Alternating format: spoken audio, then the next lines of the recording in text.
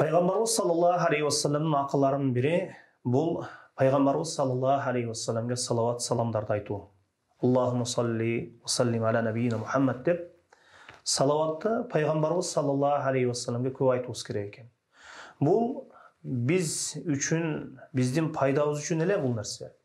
Мол арабтарда салауат айту деген нәрсе өте көп. Арабтар салауатты көп айтады Пайғамбарымыз саллаллаху алейхи уассаламға. Бір-біріне қарап біле, салли аля Мухаммад деп қоя береді. Алейхи салату вассалам деп екіншісі бірі айтып кете береді. Бізде кішкене өліп қалған сүннеттердің қатарына кіреді бұл нәрсе.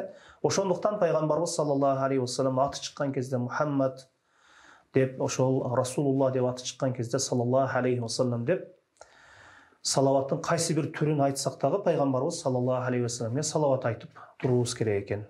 Мұны менен дағы біз көптөгөн ажыр соопторго жетишкен болобуз жана ошондой эле дуабыздын кабыл болуу себептери дагы мына ушул салаватка байланыштуу. Айрыкча жума күнү дагы Пайгамбарыбыз саллаллаху алейхи вассаламга салават саламдарды көбөйтүүбүз керек экен. Аллаху алам бис-саваб.